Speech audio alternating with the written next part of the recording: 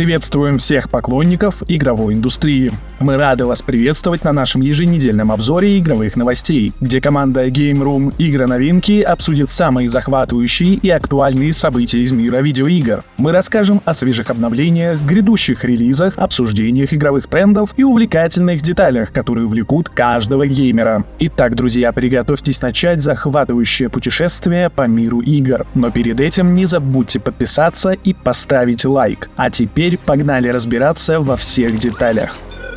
Скоро вы сможете окунуться в захватывающий мир Alan Wake 2, продолжение знаменитой игры, выход которой намечен на 27 октября. Проект от финской студии Remedy обещает увлекательный и захватывающий опыт в мире таинственного детектива. Но самая главная особенность — долгосрочная контентная поддержка, включающая как бесплатные обновления, так и платные дополнения. На данный момент студия анонсировала 2 бесплатных обновления для Night Springs и Lake House, но все подробности остаются загадкой. Сам Лейк, ведущий сценарист игры, заявил, что эти обновления станут значимыми дополнениями к игре. Более подробная информация о будущих планах по выпуску платного и бесплатного контента будет раскрыта командой разработчиков после запуска игры.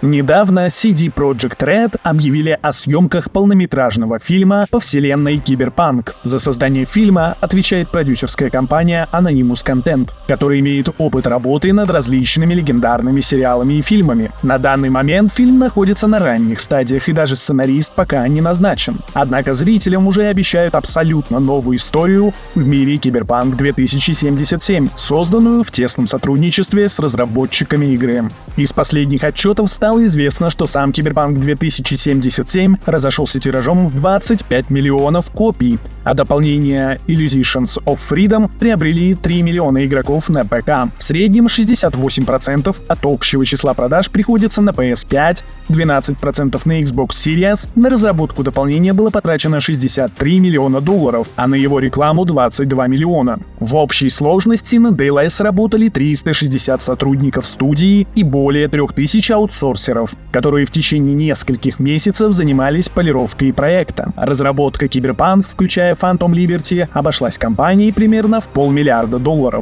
что делает ее самой дорогостоящей игрой в истории. Однако, несмотря на высокие цифры продаж, из-за высоких затрат на разработку акции CD Projekt Red упали на 30%. Тем не менее, студия уже начала разработку продолжения Киберпанк 2077 под рабочим названием Orion. По словам творческого директора Адама Бадовского, игра находится на стадии концептуального дизайна, и разработчики еще не определились, будет ли эта игра от первого или третьего лица. Режиссер квестов Павла Саска отметил, что выбор перспективы от первого лица при создании Киберпанк оказался полезным для студии, так как помог создать проект, максимально отличающийся от Ведьмака. В любом случае, Орион будет создаваться североамериканским подразделением в сотрудничестве с польским отделением CD Projekt Red. На данный момент релиз полного издания Киберпанк 2077 планируется к концу года.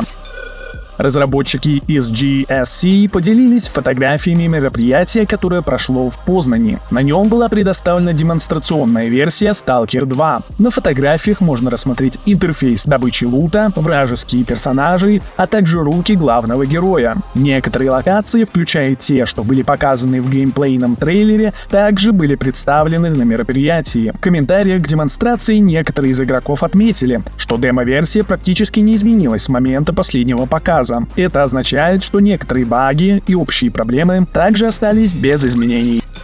Создатели игры Смута опубликовали новый геймплей, демонстрирующий как мирные, так и боевые сцены. Правда, в последнем случае еще не хватает завершающих штрихов, и разработчики заявили, что работа над боем продолжается. Они также рассказали о боевой механике игры The Witcher, которую они планируют создать. У команды разработчиков еще есть время для работы над игрой, поскольку они планируют выпустить ее в начале следующего года. GTA 6 обещает быть впечатляющей игрой, которая значительно опередит то, что мы видели в RDR 2. Французское издание Rockstar Max сообщило, что новая версия движка Rage, на котором будет выпущена новая часть серии, будет иметь значительные улучшения в физике, качестве рендеринга и искусственного интеллекта. Это касается взаимодействия с NIP-персонажами, реакции полиции и так далее. Очевидно, следующая игра от Rockstar не только превзойдет все существующие проекты, но и предложит нечто ранее не встречавшееся. В частности, физика воды в GTA 6 будет совершенно отличной от всего, что мы видели ранее. Команда, работающая над основами Rage 9, разработала революционную систему, в которой будет расчет физики воды в режиме реального времени. Очевидно, что океан будет играть важную роль не только в меню игры, но и в геймплее. Такая система используется в кино, но рендеринг не происходит в реальном времени, в отличие от GTA 6. В шестой части также будет улучшена физика транспортных средств благодаря значительному увеличению количества полигонов моделей. Игроков ждут более точные деформации кузова и более реалистичные аварии. Любые повреждения будут влиять на управляемость транспортного средства. Это также будет первая часть серии с физически моделированным освещением, чтобы лучше отразить возможности ночной жизни города Vice City, где развернется будущая игра. Статья также утверждает, что игра получит максимально реалистичное изменение времени суток, погодную систему, которая также будет существенно улучшена по сравнению с предыдущей частью серии, что существенно повлияет на игровой процесс. Порывы ветра создадут волны и будут влиять на растительность. Дождь и ветер также будут влиять на управляемость автомобиля. Несмотря на то, что новая информация звучит правдоподобно, это все еще остается слухами, и Rockstar Mag уже ошибалась в своих ранее опубликованных материалах. Слияние Activision Blizzard и Microsoft было завершено в конце прошлой недели, и с сегодняшнего дня цены на некоторые игры издательства резко возросли. Повышение цен затронуло такие страны, как Бразилия, Турция и Казахстан. Например, на платформе Steam цена Sekiro Shadows Die Twice в Турции подорожала на 1560 лир, а стоимость таких комплектов, как Spyro Raid Knighted Trilogy и Crash Bandicoot and Saint Trilogy, увеличилась со 164 лир до 1000 лир.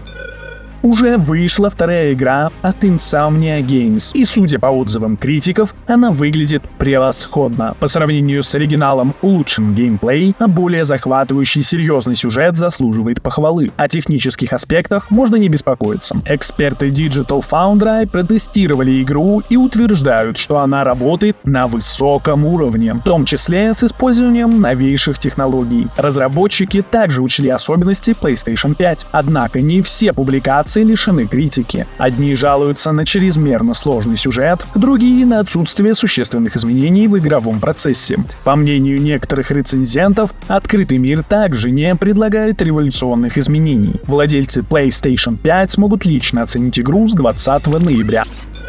Activision продемонстрировали зомби-режим для Call of Duty Modern Warfare 3 в стиле классики. Орды зомби, огромный арсенал самого разнообразного оружия и яркие карты, по которым теперь можно кататься на машинах. Однако не обошлось без новшеств. Вас ждут не только особенные зараженные, но и полноценные боссы. В дополнение к заказу фанаты получат уникальный скин зомби-призрака. А вот мобильной версии придется ждать до весны следующего года. Перенос обусловлен необходимостью доработки проекта. В то же время в мультиплеере Modern Warfare 3, где в настоящее время проходит бета-тестирование, вернут две карты из оригинальной игры — Sion и Hard Hat. Если вы думали, что Activision не настолько нахально и добавит только карты из старых частей, то вы ошиблись. В Modern Warfare 3 в третьем сезоне появится еще оружие из Advanced Warfare. Это действительно премиумная игра, которая состоит почти полностью из контента из старых частей. Смешно то, что уже на этапе бета-тестирования на PlayStation игру заполнили читеры.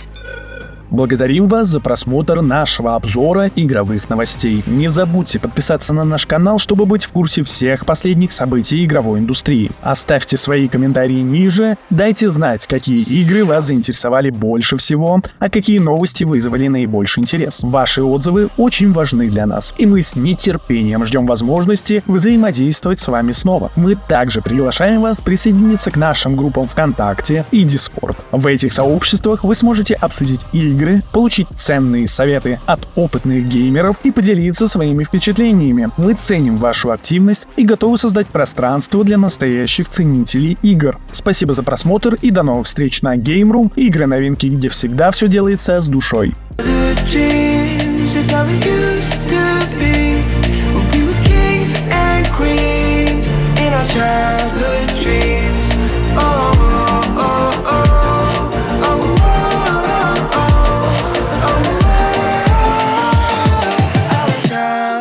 dreams.